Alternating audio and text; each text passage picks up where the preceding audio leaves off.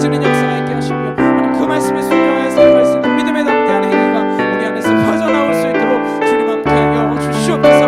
어와이디다 바이케 티르드레 칸나레카카 아나시아레 칸나이케 도리아리에로 바스로레레 칸나 알라리케 티샤카 거와이디다 바이케 티르드레 칸나 아나시아레 칸나 야이케 티르드레 칸나 줄리아레 칸나레케 티르드레 칸티샤카 거와이디다 바하 알라시아레 칸나레케 타오 카리아리에로 바스 아나시아레 칸나레케 티르드레 칸티샤카 거와이디다 바하 아나이케 티르드레 칸나 야이에로 바스 알라시아레 칸나 야이케 토르드레 칸티샤카 아나이케 토르드레 칸나레케 티르드레 칸티샤카 아나이케 토르드레 칸나 야이에로 바스 알라시아레 칸나 아나이케 티르드레 칸티샤카 거와이디에로 바스 알라시아레 칸나 야이케 토르드레 칸티샤카 아나이케 토르드레 칸나레케 티르드레 바스 주의 은혜와 주의 사랑으로 나를 온전케 하여 주시옵소서. 아버지의 나라가 속히 임할 수 있는 그 나라 복까지 우리 충성되어 헌신할 수 있도록 주의 도와주시옵소서.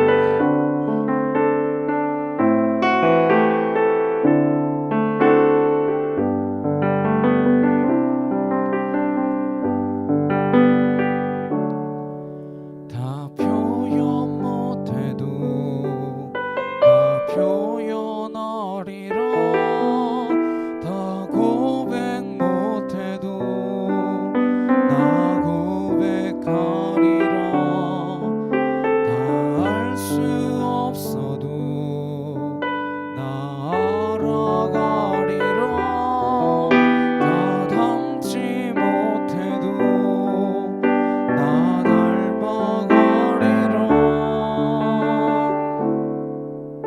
다 표현 못해도 나 표현하리라. 다 고백 못해도 나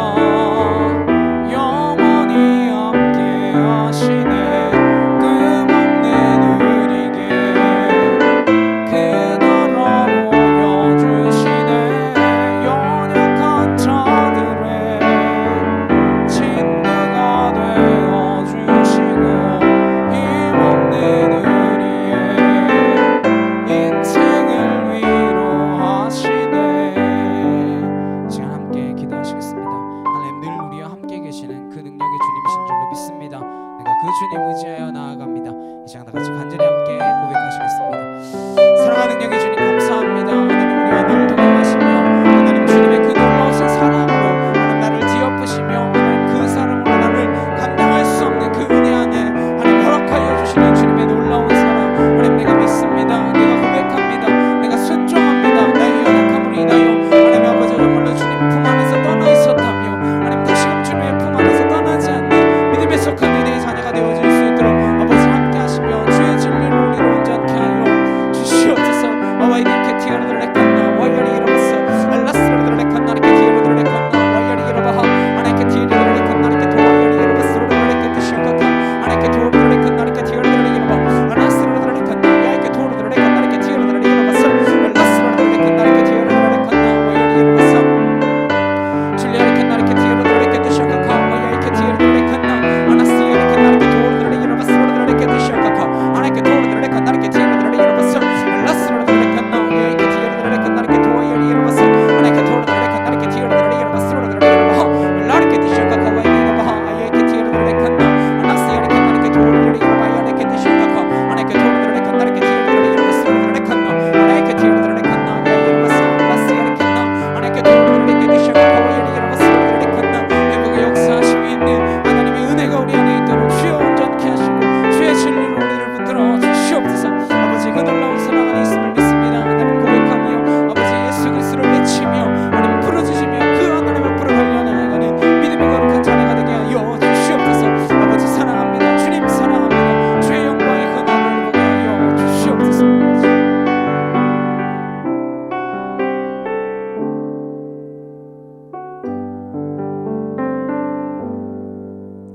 함께 조용한 기도로 묵상하며 주님 앞에 나아가시겠습니다.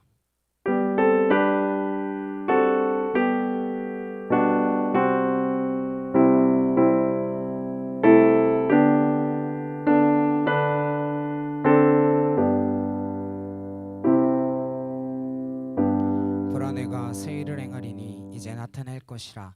내가 광야의 물을 사막의 강들을 내어 내 백성 내가 택한 자에게 마시게 할 것이며 이 백성은 내가 나를 위하여 지었나니 나를 찬송하게 하려 함이라. 아멘. 함께 나는 예배자입니다. 찬양하시겠습니다.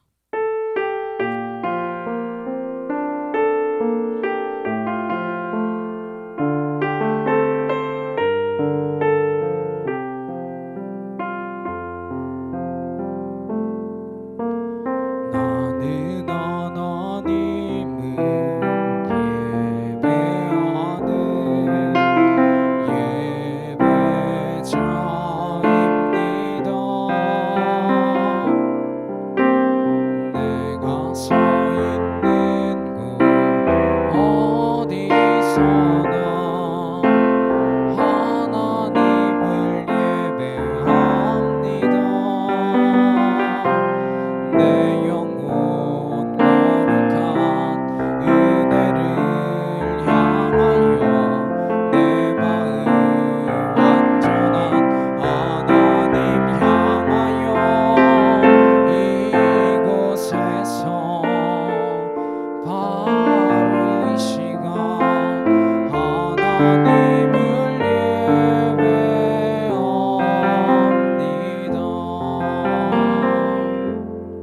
예배합니다. 사도신경으로 신앙 고백하시겠습니다. 전능하사 천지를 만드신 하나님 아버지를 내가 믿사오며 그 외아들 우리 주 예수 그리스도를 믿사오니 이는 성령으로 잉태하사 동정녀 마리아에게 나시고 본디오 빌라도에게 고난을 받으사 십자가에 못 박혀 죽으시고 장사한 지 사흘 만에 죽은 자 가운데서 다시 살아나시며 하늘에 오르사 전능하신 하나님 우편에 앉아 계시다가 저리로서 산자와 죽은 자를 심판하러 오시리라. 성령을 믿사오며 거룩한 공예와 성도가 서로 교통하는 것과 죄를 사하여 주시는 것과 몸이 다시 사는 것과 영원히 사는 것을 믿사옵나이다.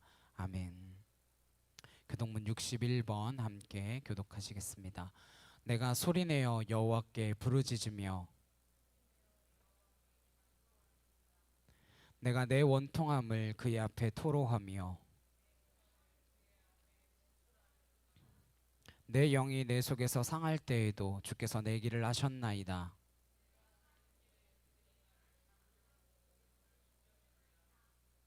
오른쪽을 살펴보소서. 나를 아는 이도 없고 나의 피난처도 없고. 여호와여, 내가 주께 부르짖어 말하기를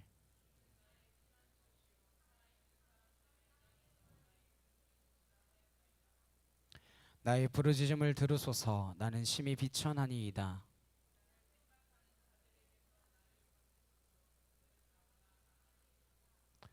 내 영혼을 옥에서 이끌어내사 주의 이름을 감사하게 하소서.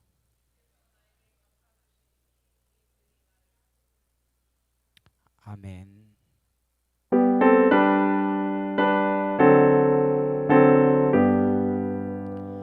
찬양 성부 성자 성령 성삼일체께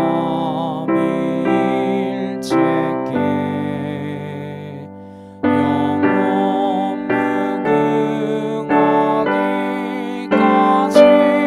영광을 돌리세.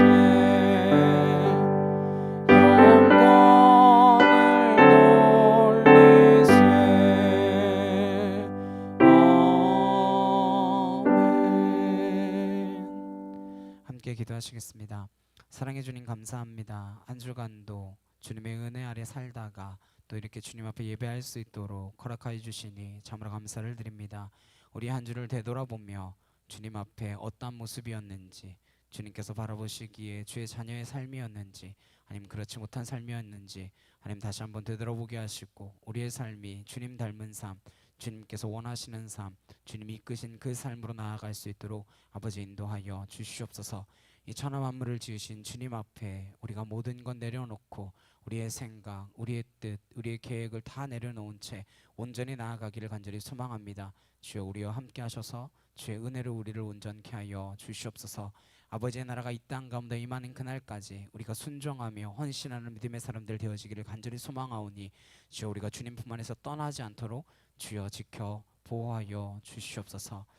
아버지의 말씀을 깨달아 알기를 간절히 소망합니다. 우리가 어리석어 우리 이성이 짧아서 하나님 우리의 깨달음이 연약하여서 아버지의 뜻을 온전히 헤아릴 수도 없고 온전히 깨닫지도 못합니다. 주여, 성령의 눈을 우리에게 허락하여 주시사 하나님의 말씀을 깨닫는 역사 있게 하시고 무엇보다 그 깨달은 말씀으로 인하여 이 땅 가운데에서 아버지의 뜻을 행하며 살아가는 거룩한 믿음의 자녀로 살도록 주님 붙들어 주시옵소서. 주의 말씀을 듣습니다. 깨달아 알게 하시고 듣게 하시고 무엇보다 지켜 행하게 하시며 우리 주님이 우리의 주 되심을 온전히 고백하며 나아가는 믿음의 거룩한 자녀들로 살게 하여 주시옵소서. 감사드리며 예수 그리스도의 이름으로 기도드렸사옵나이다. 아멘.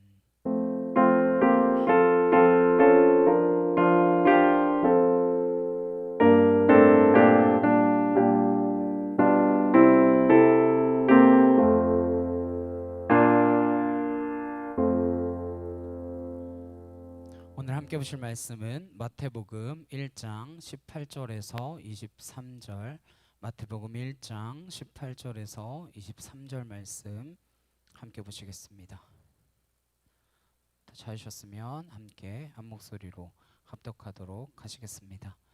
예수 그리스도의 나심은 이러하니라. 그의 어머니 마리아가 요셉과 약혼하고 동거하기 전에 성령으로 잉태된 것이 나타났더니 그의 남편 요셉은 의로운 사람이라 그를 드러내지 아니하고 가만히 끊고자 하여 이 일을 생각할 때에 주의 사자가 현몽하여 이르되 다윗의 자손 요셉아, 내 아내 마리아 데려오기를 무서워하지 말라. 그에게 잉태된 자는 성령으로 된 것이라. 아들을 낳으리니 이름을 예수라 하라. 이는 그가 자기 백성을 그들의 죄에서 구원할 자이심이라 하니라.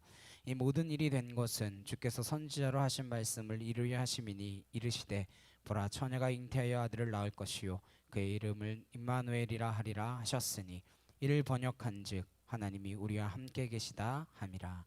아멘. 복음은 스캔들이다. 복음은 스캔들이다 라고 하는 제목으로 함께 말씀을 나누도록 하겠습니다. 제목부터 굉장히 도전적이라고 해야 될까요? 뭐라고 해야 될까요? 복음은 스캔들이다. 혹시 이런 말 들어보셨나요? 못 들어보셨나요? 복음은 스캔들이다. 이게 말이 된다고 생각하시나요? 말이 안 된다라고 생각하시죠? 아니, 복음을 스캔들이라고 하다니. 근데 이게 맞아요. 복음은 스캔들입니다. 복음은 스캔들 그러면 많이 나오는 것이 뭐 스캔들 하면 인터넷 찌라시 뭐 이런 것들이죠. 아니면 자극적인 유튜브라든지 그런 데에 스캔들이 많이 나옵니다. 그런데 그런 곳에 나온 말이 아니라 어디에 나오냐면 성경에 나옵니다. 그것도 복음을 잘 설명한 사람 바울에 의해서, 그것도 복음을 가장 잘 말해준다고 하는 서신서인 로마서에 이 말이 나와요. 물론 고린도전서나 갈라디아서에도 나오지만 복음의 정수라고 불리는 로마서에 나오기 때문에 더 분명히 복음은 스캔들이다 이렇게 이야기합니다. 로마서 9장 33절 말씀 함께 보시겠습니다. 함께 읽겠습니다.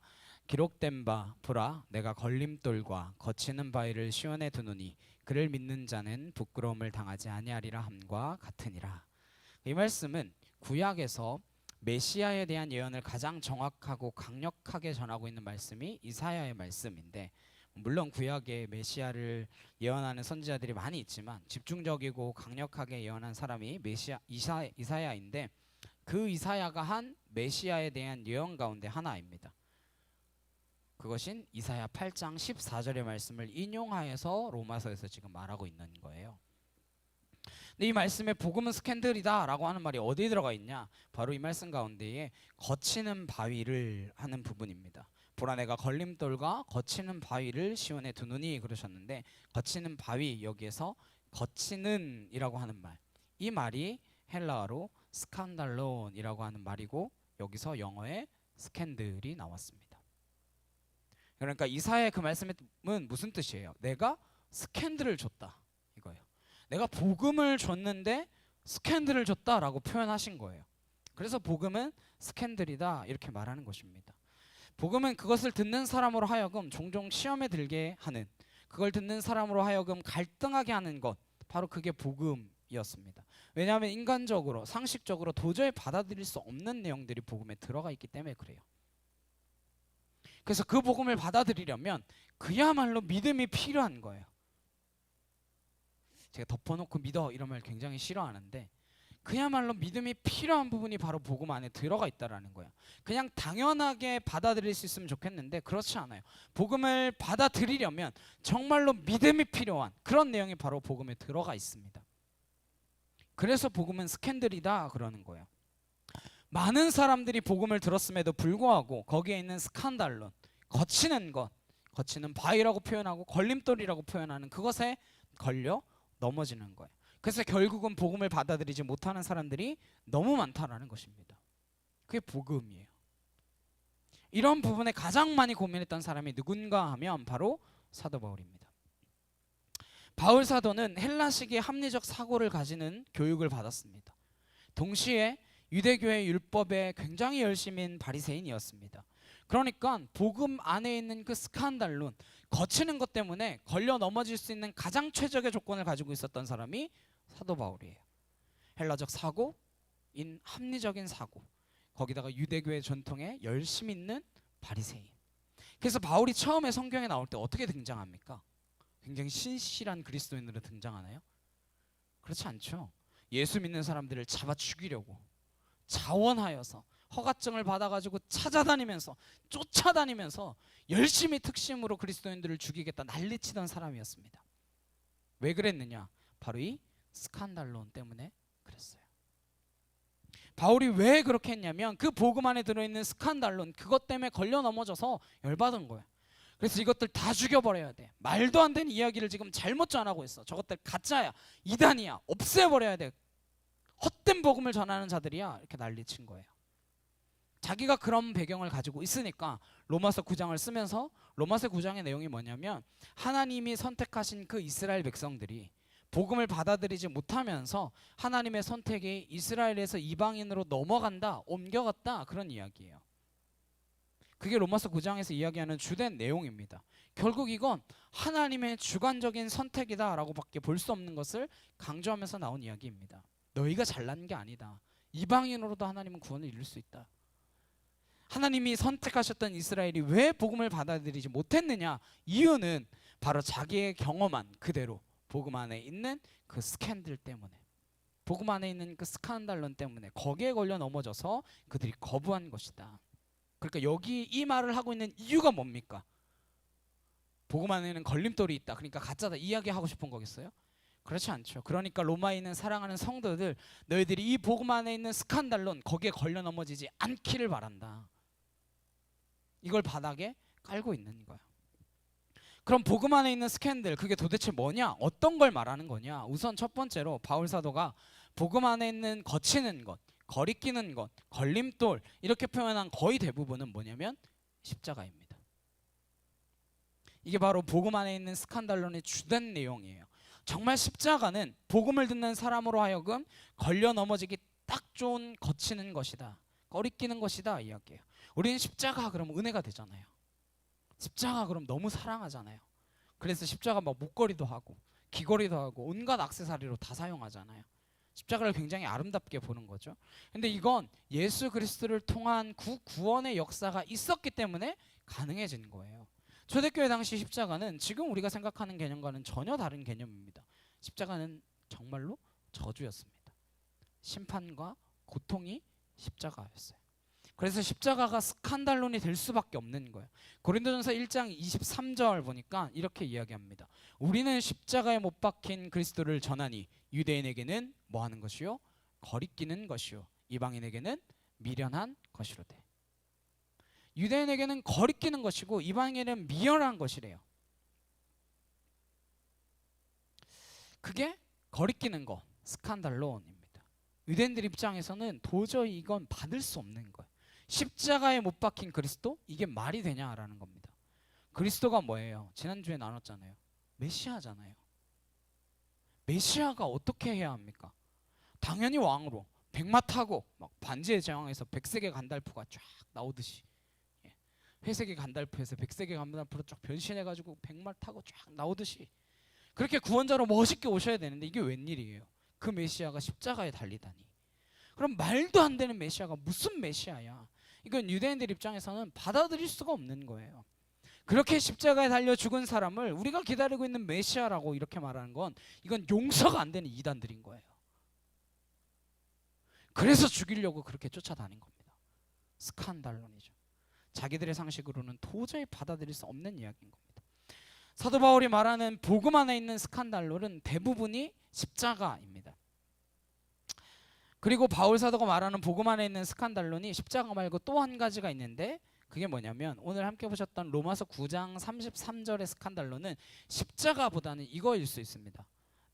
또 한 가지가 뭐냐? 바로 성령으로 잉태하여 동정녀에게서 나신 것, 그거예요. 예수님께서 성령으로 잉태하여 동정녀에게 나신 것, 이게 또 하나의 스칸달론입니다. 로마서 9장 33절이 그거라고 볼 수 있는 근거는 우선 로마서 9장 33절이 이사야의 말씀을 인용하여 사용하고 있다고 했죠. 이사야 8장 14절 말씀 인용했습니다. 그런데 이사야 8장 14절은 7장 14절을 배경으로 깔고 있는 말씀이에요. 이사야 7장 14절 말씀 우리 같이 보시겠습니다. 함께 읽겠습니다. 시작. 그러므로 주께서 친히 징조를 너희에게 주실 것이라. 보라, 처녀가 잉태하여 아들을 낳을 것이요 그의 이름을 임마누엘이라 하리라. 이 말씀을 배경으로 깔고 있으면서 8장에 시온의 걸림돌과 거치는 바위를 두셨다 라고 하고 있기 때문에 그 걸림돌과 거치는 바위는 뭐예요? 성령으로 잉태하여 동정녀에게서 나시는 그 사건을 이야기하는 것이다 말할 수 있습니다. 더구나 예수님 당시부터 예수님의 이야기에 있어서 최대 스캔들은요, 성령으로 잉태되어 동정녀에게 나셨다라고 하는 그 성육신의 비밀, 그것이었습니다. 이걸 잘 보여주는 말씀이 마가복음 6장 3절입니다. 이 사람이 마리아의 아들 목수가 아니냐? 야고보와 요셉과 유다와 시몬의 형제가 아니냐? 그 누이들이 우리와 함께 있지 아니하냐 하고 예수를 배척한지라. 이 말씀은 예수님께서 공생의 기간 가운데에 고향에 가셨는데 그 고향에서 굉장히 무시당하시고 배척당하시면서 나온 말씀입니다. 뭐라고 하냐면 이 사람이 마리아의 아들 목수가 아니냐 이렇게 말하고 있어요. 이거 굉장히 조롱의 말입니다. 뭐냐면 이건 사생아라고 하는 표현이에요. 이 사람이 마리아의 아들 목수가 아니냐, 맞죠? 말은 맞죠, 마리아 아들이니까. 근데 왜 요셉의 아들이라고 안 할까요? 아버지가 있는데 아버지가 돌아가셨어도 일부러 이렇게 어머니의 이름을 대지 않습니다. 어머니의 이름을 댄다라는 것은 바로 사생아다 이런 표현이에요. 그 동네의 파다한 스캔들의 주인공인 것입니다. 이게 바로 예수님이 공생애 하실 때부터 따라다녔던 스캔들이고, 이건 계속해서 초대교회 당시부터여서 이어지는 변증론의 굉장히 중요한 주제였습니다. 변증론의 중요한 주제였다라는 것이 무슨 뜻인가 하면, 다른 이들이 가장 많은 공격을 했던 것이 이것이었다라는 거예요. 성령으로 잉태되어 동정녀에게 탄생하셨다라고 하는 이 부분을 가지고 계속해서 논란이 되어 왔습니다. 그때부터 이것이 스캔들의 중요한 내용이었어요. 처녀가 잉태하여 아들을 낳았다? 얼마나 다루기 쉬운 주제입니까? 동서고금을 막론하고 구설수에 오르는 이야기입니다. 그래서 그 이야기가 굉장히 많았던 것입니다. 요즘은 그렇게까지 막 엄청난 흠이 되지 않는 분위기로 가고 있지만, 이 당시는 불과 5년 전만 해도 한국 사회에서도 납득이 안 되는 일이었죠.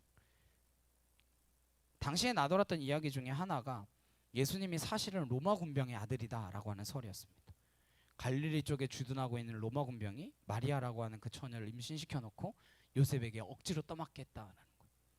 믿으시면 안 되는 이야기입니다.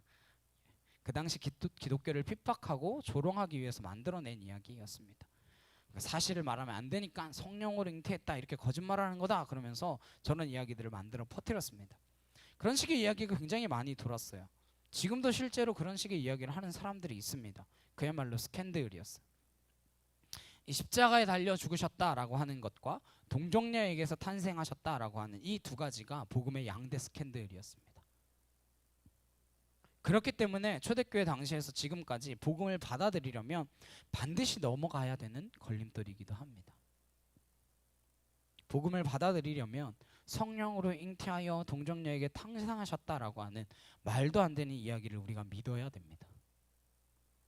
복음으로 들어가려면 메시아이신데 십자가에 달려 죽으셨다라고 하는 또 말도 안 되는 그 이야기를 받아들여야 됩니다. 그래서 걸림돌이라고 표현한 거예요. 바로 그렇기 때문에 사도신경에서 성자 예수님에 대한 고백을 하면서 뭐가 들어가는 거예요? 성령으로 잉태하여 동정녀 마리아에게 나시고 들어간 거예요. 이것은 우리가 참 신앙의 사람으로 가려면 반드시 고백해야 되는 고백이라는 거예요. 납득되지 않아도 믿어지지 않아도 고백해야 되는 고백인 거예요. 왜 그런가? 예수님 어떤 분이신가? 성령으로 잉태되어 동정녀 마리아에게 나시고 이 고백을 하도록 하는 거, 피할 수 없는 고백, 해야만 하는 고백. 왜 그런가? 말씀 통해서 함께 살펴보도록 하겠습니다. 여기서 한 가지 의문이 생깁니다. 하나님께서는 왜 이런 걸림돌을 두셨느냐 하는 거예요. 생각해 보시면 하나님만큼 합리적인 분이 계십니까? 아니 왜 굳이 성령으로 잉태하여 동정녀 마리아에게 나시는 그런 방법으로 이 세상에 오셨는가? 좀 더 우아하게 오실 수는 없었을까? 하늘에서 구름 타고 쫙 하고 내려오셔가지고 내가 너희를 구하러 온 예수다. 아니면 좀 상식적으로 그렇게 오실 수는 없었나? 왜 말도 안 되고 가십거리가 될 수도 있는 이 스캔들이 될 수 있는 그런 방법으로 오셨는가? 궁금하지 않으신가요? 여러분 믿음이 좋으셔가지고 아무도 이런 거에 대해서 궁금해하지 않으시는데 저만 궁금한가 봐요. 왜 그러셨을까? 먼저 한 가지 말씀드릴 것이 있습니다. 이건 절대로 기사와 표적, 초자연적인 기적을 통해서 예수님이 오시는 것을 높이려고 하는, 그래서 굉장한 사건으로 만들려고, 그래서 사람으로 하여금 경외감을 가지도록 하기 위해서 이런 방식으로 오신 건 아니다라는 거예요. 그러니까 지난주에 독생자하고 비슷한 개념입니다. 독생자라는 것이 그만큼 귀하다는 것을 나타내시기 위한 게 아니라고 했죠. 왜? 유일하신 하나님의 아들이 이 땅 가운데 오셨어요? 우리에게 우리를 구원할 분이 그분 한 분밖에 없다라는 것을 강조하시기 위해서. 그리고 뭐예요? 유일하신 그 아들을 죽이실 정도로 우리를 사랑하신다라는 것을 보여주시기 위해서, 우리를 사랑하신다는 그것에 대한 의미다라고 말씀드렸습니다. 그러니까 독생자를 오해하시는 것처럼 성령으로 잉태하셨다 그 이야기를 들으면 우리도 똑같이 생각합니다. 성령으로 잉태하셨대. 와, 역시 보통 분이 아니구나. 동정녀에게 나셨대. 야, 역시 대단한 분이시구나. 우리는 다 그렇게 생각합니다. 왜냐하면 이 땅에 많은 영웅들이 태어날 때 보통 태어날 때 그냥 예사롭지 않거든요. 그렇죠? 박혁거세 이러면 아래서 태어났다. 그러고 다 그러잖아요. 제대로 태어나면 인물이 아니에요. 특이하게 태어나야 돼. 석가모니는 막 태어나자마자 7보를 걷고 청상천하 유아독존 막 이랬다 그러고. 그러니까 예수님도 역시 성령으로 잉태되셔서 어떻게 동정녀가 애를 낳습니까? 그런데 동정녀가 아들을 낳는 그 아주 기가 막힌 초자연적인 방법을 통해 어마어마하게 태어나셨구나. 그렇게 생각하는데 그건 잘못된 생각입니다. 하나님은 사람들을 신비한 일들로 놀래키려고 초자연적인 기적을 행하시는 적이 단 한 번도 없으십니다. 우리는 자꾸 모든 기적을 이야기할 때 와, 신비롭다, 놀랐지, 대단하지 이렇게 보려고 하는데 하나님 거기에 관심 없으세요. 하나님은 우리의 놀람을 받으셔야 되는 분이 아닙니다. 우리의 신비로움을 받으셔야 되는 분이 아니에요. 예수님은 그렇게 많은 기적을 일으키셨지만 사람들을 놀래키시려고 기적을 일으키신 적이 없었어요. 놀래켜서 뭐 할 건데요? 놀래키는 건 마귀가 원하는 거지 하나님 원하시는 거 아닙니다. 막 제가 갑자기 그럴 일도 없지만 이 자리에서 공중부양을 하고 막 그러면 여러분이 다 믿으실까요? 그 순간 예수님이 살아계셔 다 믿을 것 같나요? 그 기적을 통해서 믿는 사람 없습니다. 그래서 예수님께서도 뭐라고 하신 거예요? 내가 보일 표적은 요나의 표적밖에 없다 그러신 거예요. 기적은 사람을 못 바꿉니다. 호기심만 일으키고 놀라게 했을 뿐이지 그가 변하지 않아요. 그렇기 때문에 성령으로 잉태되어 동정녀에게 탄생하신 것은 절대로 기적 때문에 하신 것이 아닙니다. 그리고 그렇게 해서 예수님을 높인 것처럼 보일지 모르겠지만 오히려 그것 때문에 벌어지는 스캔들, 이 걸리는 스칸달론, 어떻게 처녀가 애를 낳아? 결국은 누가 있었던 거지. 아유, 알고 봤더니 로마 군병이었대. 아유, 그러고 봤더니 저 로마 군병과 닮은 것 같다. 이런 이야기를 만들어내는 것이 얼마나 더 큰 훨씬 많은 피해를 가지고 옵니까? 근데 뭐하러 그렇게 하시겠습니까? 기적으로 놀래켜도 얻을 게 뭐가 있었어? 차라리 기적으로 놀래키려면 하늘에서 구름 타고 오는 게 제일 확실하죠. 뭐하러 동정녀에게서 탄생하는 그런 방법을 사용하세요? 절대 아닙니다. 왜 그러셨을까? 왜 성령으로 잉태되어 동정녀 마리아에게 나시고 정말 이해할 수 없는 그 특별한 방법으로 이 땅 가운데 오셨을까? 여기에는 양보할 수 없는 너무나도 중요한 영적인 이유가 있습니다. 도저히 양보할 수 없는 이유예요. 여러분은 원죄라는 것을 들어보셨습니까? 원죄. 그러니까 내가 죄를 지어서 갖게 되는 죄가 아니라 태어나면서부터 갖고 있는 죄, 그것이 원죄입니다. 죄를 지어서 갖는 죄가 아니라 태어났더니 죄인이에요. 이게 원죄입니다. 그런데 이게 영적 역사에 있어서 특히 하나님의 구원의 역사에 있어서 가장 중요한 것 뭐예요? 원죄입니다.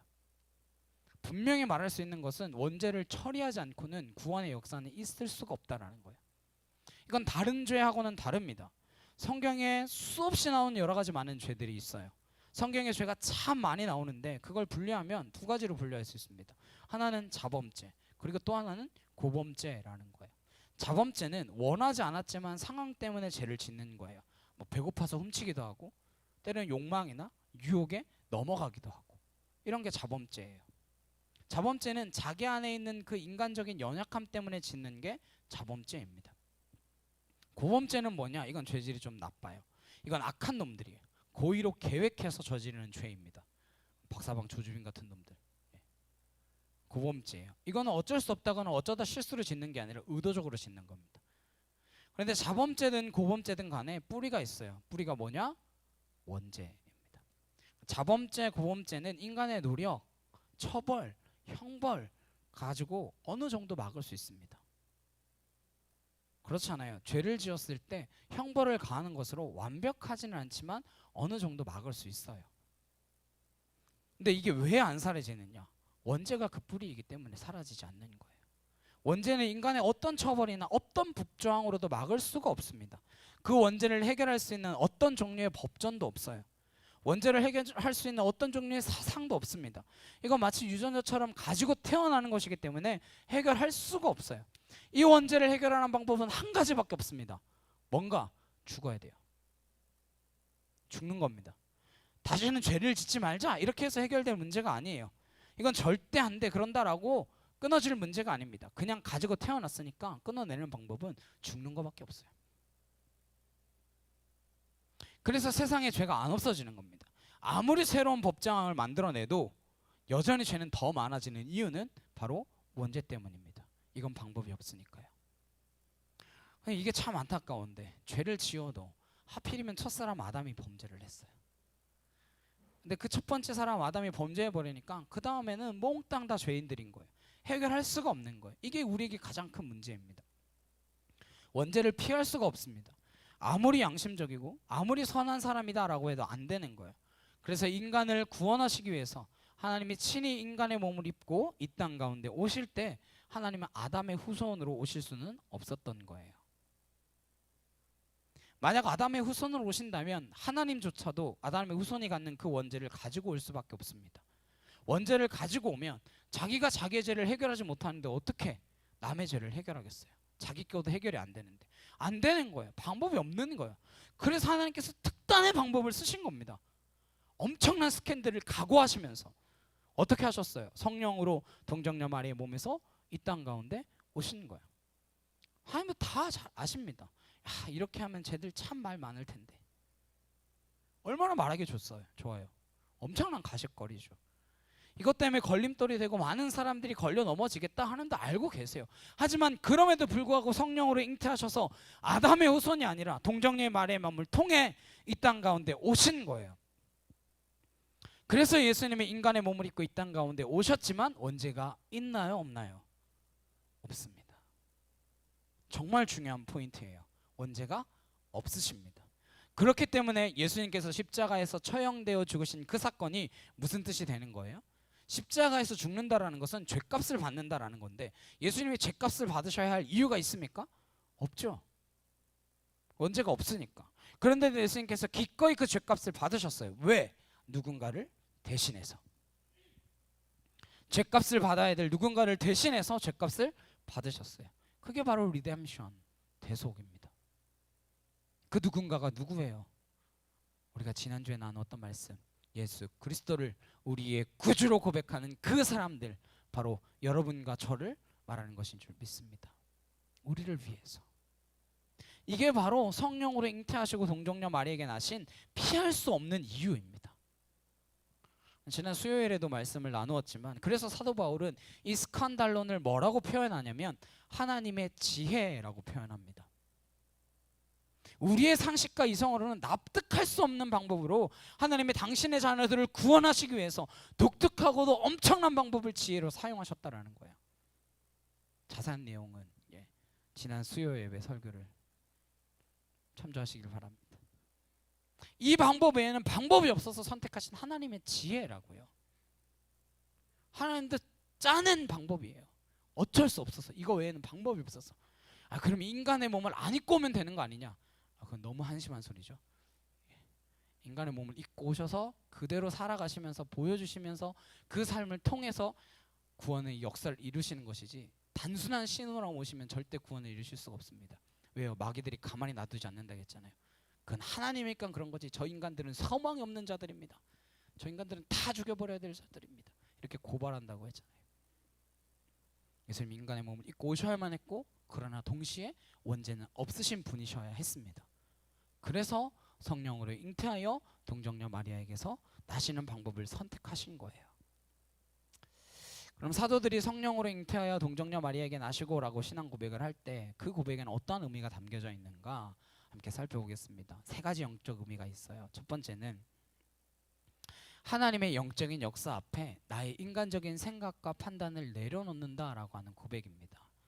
성령으로 잉태되어 동정녀 마리아에게 나시고 고백하는 그 순간 우리는 하나님의 그 영적인 역사 앞에서 내 생각, 내 인간적인 판단들을 다 내려놓습니다. 고백하는 거예요. 왜요? 어떻게 성령으로 잉태가 됩니까? 근데 성령으로 잉태되어서 아들을 낳았다. 이것은 인간의 상식과 판단에는 없는 이야기예요. 그런데 하나님께는 너무나 중요한 영적인 이유 때문에 이런 초자연적인 방법을 선택하신 거예요. 그러므로 신앙 고백을 하는 사람은 성령으로 잉태하여 동정녀 마리아에게 나시고 이 고백을 하는 순간 무슨 뜻이 되느냐? 정말 말이 안 됩니다. 내 상식과 판단으로는 말이 안 됩니다. 그러나 하나님의 이해할 수 없는 그 역사 앞에 내 생각을 내려놓습니다. 내 판단을 내려놓습니다. 나의 경험, 내 자아를 내려놓습니다. 바로 그 고백을 하는 거예요. 이게 믿음입니다. 믿음 뭐가 믿음이에요? 이해가 돼서 믿는 건 믿음이 아닙니다. 이해가 되지 않기 때문에 믿는 거죠. 그게 믿음입니다. 순종은 납득되어서 하는 게 아니에요. 순종은 납득되지 않지만 그럼에도 기꺼이 하는 게 순종입니다. 신앙은 나의 생각과 경험의 한계 안에 있는 것은 신앙이 아니에요. 그 모든 걸 뛰어넘는 게 신앙입니다. 성령으로 잉태되어 동정녀 마리아에게 나시고 당연히 말이 안 돼요. 인간 세계에 있어서 있을 수 없는 일입니다. 그럼에도 불구하고 내가 믿음으로 성령으로 잉태되어 동정녀 마리아에게 나셨습니다 라고 고백하면 나는 하나님의 그 역사하심 앞에 나의 생각, 나의 판단, 나의 자아들을 다 내려놓습니다. 이렇게 고백하는 것과 같은 거예요. 우리가 신앙생활을 하면서 합리적이어야 돼요. 그리고 상식적이어야 합니다. 어떤 사람은 믿음 좋다라고 이야기하면 병원도 가면 안 되고 뭐 보험도 들면 안 되고 막 그렇게 이야기합니다. 그건 비상식적인 거지 믿음 좋은 게 아니에요. 나의 합리성, 나의 이성, 나의 자아 정말 소중한 겁니다. 제가 세상 싫어하는 말이 그냥 덮어놓고 믿어라고 했잖아요. 그런데 나의 자아, 이성, 합리성 잘 사용해야 하는 게 맞습니다. 그러나 신앙인은 하나님의 역사하심 앞에서 언제든지 그것을 내려놓을 준비를 하시면서 사용하셔야 돼요. 내 자아, 내 합리성, 내 생각, 내 판단 중요합니다. 그러나 순간 넘어가면 끝나는 거예요. 자아가 악한 것에 이용당합니다. 진화론 처음에 우리 이성의 한계를 생각하면서 말씀과 빗대어서 봤다면 충분히 같이 갈 수 있는 이론이었죠. 근데 오히려 그것을 뭐에 사용했습니까? 하나님을 대적하는 데 사용했어요. 자아가 악용당한 거예요. 그래서 같이 갈 수 없는 것처럼 보이지만 최근의 과학자들 가운데는 정직하게 이 두 가지를 다 봐야 한다라고 하는 사람들도 늘어나고 있습니다. 저희 아이들이 보는 책 가운데 Y책이라고 있어요. 거기에도 두 가지를 다 수용해야 한다라는 의견으로 나오더라고요. 하나님의 역사 앞에 언제든지 기꺼이 내 생각을 내려놓을 염두를 가지고 내 생각을 사용하셔야 됩니다. 예를 들면 이런 거예요. 누가복음 5장 5절 하반절에 선생님 우리들이 밤이 새도록 수고하였으되 잡은 것이 없지만은 말씀에 의지하여 내가 그물을 내리리이다. 우리들이 밤이 새도록 수고하였는데 잡은 게 없어요. 내 경험, 내 판단, 내 생각으론 그물을 또 내린다는 건 말이 안 돼요. 그러나 말씀에 의지하여 그물을 내리겠습니다. 그게 믿음이라는 거예요. 도마도 그랬죠. 내가 그 손에 못자국과 옆구리에 창자국을 보고 만지기 전에 믿을 수 없다. 어떻게 죽은 자가 살아나냐? 이렇게 고집하고 이야기했던 사람이 부활의 주님을 만나니까 그 앞에서 자기의 경험, 자기의 판단 다 내번지고 뭐라고 고백합니까? 나의 주, 나의 하나님이십니다. 이렇게 고백하잖아요. 그게 신앙입니다. 그게 믿음이에요. 성령으로 잉태되어 동정녀 마리아에게 나시고 하나님의 역사하심 앞에 그게 무엇인지 알 수 없고 내가 볼 수 없어도 내 생각과 판단을 내려놓습니다 하는 고백. 그게 바로 이 고백이에요. 저 여러분이 이러한 고백을 할 수 있기를 간절히 주님의 이름으로 축복합니다. 두 번째로 이 고백의 의미는 우리는 세상에 있으나 세상의 혈통에 속한 사람이 아닙니다 라고 하는 의미의 고백입니다. 우리는 세상에 있으나 세상의 혈통에 속한 사람이 아닙니다. 이 고백을 하면서 신앙의 사람들은 새로운 혈통을 보게 됩니다. 옛사람 아담, 그를 따라오던 원죄가 있는 혈통이 아니라 성령으로 잉태되어 동정녀 마리아에게 나신 그곳에서 새로운 혈통, 새로운 역사를 보는 거예요. 이 고백을 하면서 바로 우리가 그 혈통입니다 고백하는 거예요. 우리는 거기에 속했습니다 라고 고백하는 거예요. 성령으로 잉태되어 할 때 그 고백이 쭉 연결되어서 나에게까지 오는 고백이에요. 동정녀 마리아에게 나신 그 사건의 역사가 나에게까지 이어지는 것입니다. 우리는 세상에 있으나 세상에 속한 사람이 아닙니다. 이 세상 아담의 혈통이 아닌 하나님의 거룩한 구원의 역사를 위해 예수 그리스도께서 시작하신 바로 그 거룩한 혈통 가운데 있는 존재들이 우리다라고 하는 사실을 믿으시기를 소망합니다. 그게 바로 믿음의 사람이에요. 예수 믿는 순간 우리는 혈통이 바뀌는 거예요. 우리 예수 그리스도의 새로운 혈통 가운데 있다는 사실을 잊지 않으시기를 간절히 소망합니다. 우리는 세상에 있으나 세상에 속한 사람이 아닙니다. 바로 이 고백이 성령으로 잉태하사 동정녀 마리아에게 나시고에 들어가 있는 의미입니다. 그렇게 시작하신 혈통이 바로 우리의 혈통인 줄로 믿습니다. 세 번째 고백은 나를 구원하시기 위한 우리 하나님의 그 사랑에 감격합니다 라고 하는 고백입니다. 가톨릭은 성령으로 잉태되어 동정녀 마리아에게 나시고를 어떻게 해석하는가 하면 마리아를 굉장히 돋보이게 하는 본문으로 사용합니다. 그래서 마리아 최고 이렇게 되는 거죠. 마리아가 하나님을 낳은, 그래서 거의 하나님이신 그런 분위기로 가는 거예요. 그래서 마리아를 굉장히 강조합니다. 그래서 마리아가 동정녀로 예수님을 낳으시고 나서도 계속 동정녀예요. 가톨릭에서는 성경에 분명히 그 다음에 아이가 나오거든요. 그냥 계속 동정녀라고 해요. 그럼 예수님의 동생은 뭐냐? 그러면 이복 동생이다 이래요. 가톨릭에서 유명한 동상 가운데 피에타라고 하는 동상이 있습니다. 이게 이게 미켈란젤로의 피에타라고 하는 동상이에요. 십자가에 달려 죽으신 예수님을 내려서 어머니 마리아가 안고 있는 모습입니다. 근데 이걸 만들 때마다 문제가 있는 거예요. 예수님이 33살쯤 돌아가셨으니까 어머니 마리아는 몇 살쯤 됐을까요? 적어도 50은 돼야죠. 17의 애를 낳았어도. 그 50 어머니 이미지로 하려니까 동정녀 이미지하고 너무 안 맞는 거예요. 그래서 고민하다가 같은 나이 또래로 만들어놨어요. 물론 마리아가 동안이다, 뭐 그러면 되긴 하겠죠. 근데 그래서 저렇게 만들어 놓은 게 아니라는 거예요. 이 부분이 마리아를 강조한다라고 생각합니다. 절대 아니에요. 성령으로 잉태되어 동정녀 마리아에게 나시고는 마리아를 돋보이게 하는 것이 아니라 우리 하나님을 돋보이게 하는 것입니다. 어떤 하나님이냐? 바로 나를 구원하시기 위해서 못하는 게 없으신 분. 세상의 질서, 자연의 질서를 다 깨뜨리시면서 당신이 만들어 놓으신 그 질서를 다 부서뜨리시면서 남자와 여자가 만나서 자녀를 낳는 그 질서를 만드신 분이 누구십니까? 하나님이시잖아요. 하나님께서 그렇게 창조하셨잖아요. 하나님께서 그렇게 질서를 만들어 놓으셨잖아요. 그런데 스스로 그 창조 질서를 깨뜨리시면서 이렇게 하셨어요. 그게 기적의 속성입니다.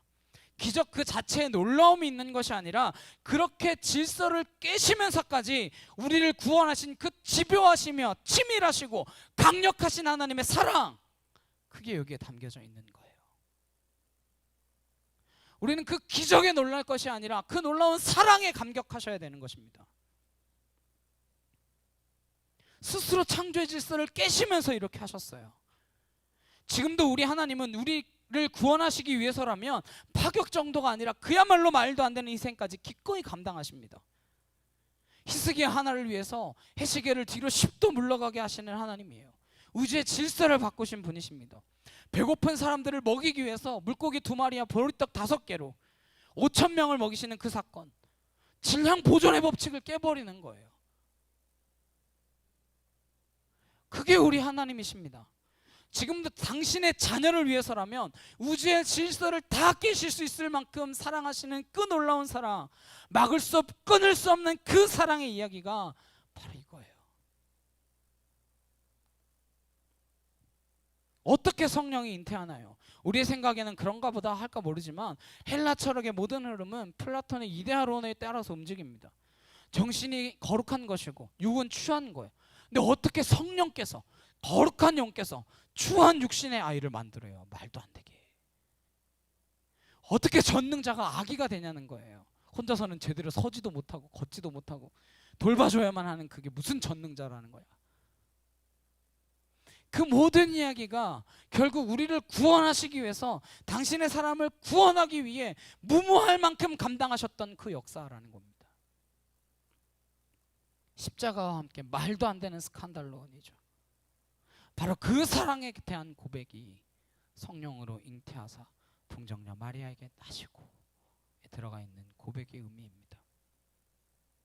하나님의 사랑에 대한 감동, 그 사랑이 지금도 우리를 지키고 계심을 믿으시기를 소망합니다. 우리의 기도에 응답하고 계심을 믿으시기를 바랍니다.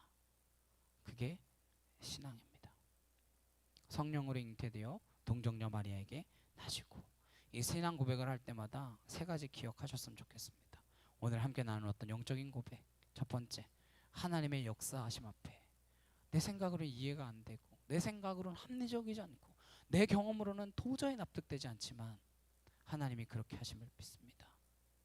두 번째, 우리는 이 세상에 있지만 이 세상에 속한 자들이 아닙니다. 우리는 그리스도께 속한 자들이신 줄 믿으시기를 소망합니다. 우린 그리스도께 속한 자입니다. 원죄 없이 이 땅 가운데 오셔서 우리를 구원하셔서 새로운 혈통을 열어주신 그분의 손인 줄로 믿습니다. 세 번째, 모든 질서를 깨시면서까지 당신이 만드신 질서예요. 하나님이 만드신 질서입니다. 그런데 그 질서를 깨시면서까지 우리를 구원하신 그 하나님의 사랑에 대한 감격입니다. 이 고백을 기억하시면서 그 하나님의 사랑의 은혜를 누리실 수 있는 저와 여러분 되시길 간절히 주님의 이름으로 축복합니다. 찬양 한 곡 함께 하시고 기도하도록 하시겠습니다.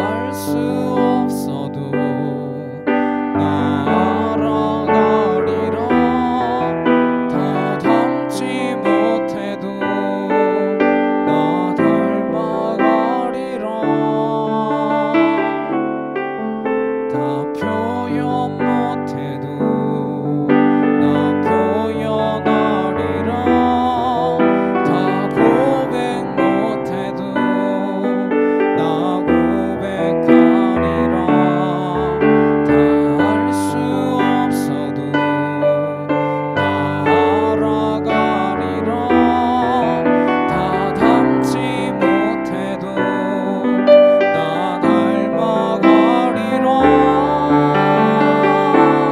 그 사랑 얼마나 아름다운지 그 사랑 얼마나 날 부욕해 하는지 그 사랑 얼마나 크고 놀라운지를 그 사랑 얼마나 나를 감격하게 하는지 그 사랑 얼마나 아름다운지 그 사랑 얼마나 날 부욕해 하는지 그 사랑 얼마나 크고 놀라운지를 그 사랑 얼마나 나를 감격하게 하는지. 지금 함께 기도하시겠습니다. 우리를 얼마나 사랑하셔서 이런 방법을 쓸 수밖에 없으셨는지, 우리의 그 태어날 때부터 가지고 있는 그 모든 죄악들, 이 세상에 관여하고 있는 그 죄를 끊기 위하여 이 방법밖에 없으셨던 분, 수많은 사람들의 가십거리가 될 줄 알지만 우리를 너무나 사랑하셔서 그 방법으로밖에 오실 수 없었던 그분, 우리의 생각과 우리의 판단과 우리의 경험을 다 내려놓고 그분이 우리의 주 하나님이심을 믿습니다 고백하며, 그분이 우리의 주 예수 그리스도임을 믿습니다 고백하는 주의 자녀되게 하여 주시옵소서. 믿음으로 흔들리지 않으며 어떠한 걸림돌과 어떠한 거리끼는 것과 어떠한 거치는 것이 있을지라도 우리의 믿음이 요동치지 않도록 주여 붙들어 주시옵소서. 다 같이 주여 한번 고백하시면서 간절히 함께 기도하도록 하시겠습니다. 주여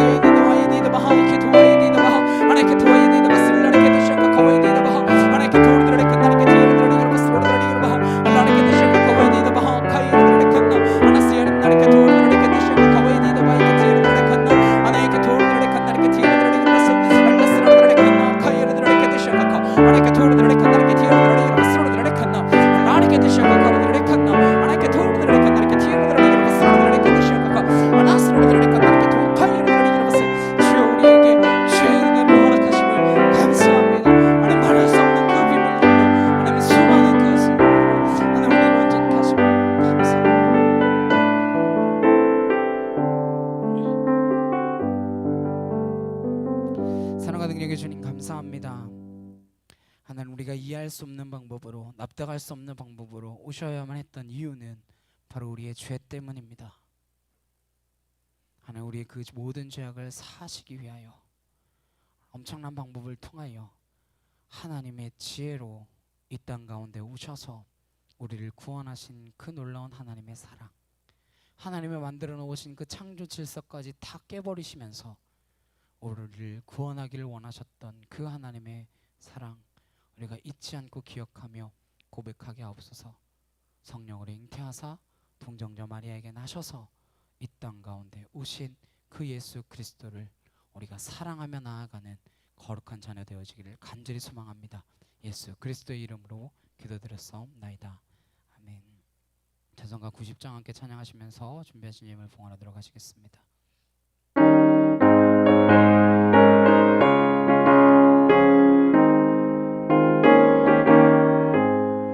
주 예수, 내가 알기 전 날 먼저 사랑했네. 그 크신 사랑 나타나 내 영혼 거듭났네. 주 내 맘에 늘 계시고 나 주의 안에 있어. 저 포도비유 같으니 참 좋은 나의 친구. 내 친구 되신 예수님, 날 구원하시려고 그 귀한 몸을 버리사 내 죄를 대속했네. 나 주님을 늘 믿으며 그 손을 의지하고 내 몸과 마음을 바쳐서 끝까지 충성하리. 내 진실하신 친구여, 그 은혜 내려주사 날 항상 보시고 내 방패 되옵소서. 그 풍성한 참 사랑을 네 능히 끊을 소냐. 날 구원하신 예수님, 참 좋은 나의 친구. 옆에 있는 분들과 함께 인사 나누시겠습니다. 하나님께서 당신을 사랑하십니다. 네, 저 여러분을 사랑하셔서 창조의 모든 질서까지 깨버리시면서 성령으로 잉태하여 동정녀 마리아에게 나셔 이 땅 가운데 오신 주 예수 그리스도이심을 믿습니다. 우리가 그렇게 고백하며 한 주간 승리의 삶을 살아가는 저 여러분 되시길 간절히 주님의 이름으로 축복합니다. 우리 한 사람 함께 찬양하시고 축도로 예배 마치도록 하시겠습니다.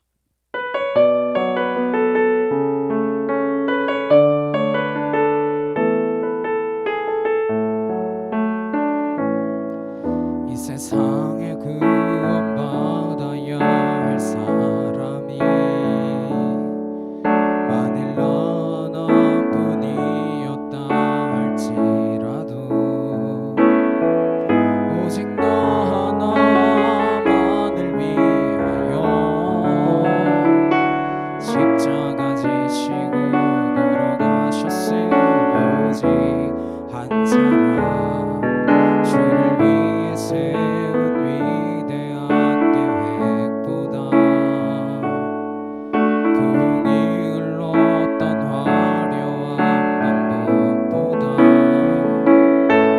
주님 눈물이 흘러가는 곳으로 내 눈물도 함께 흐르며 주만 섬기리.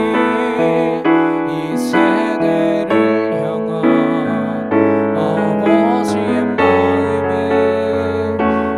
잃어버린 한 사람, 쉽게 돌아오는 것 주님이시라면 마땅히 가셨을 그곳으로 그토록 찾으시던 천하보다 귀한 한 사람에게로.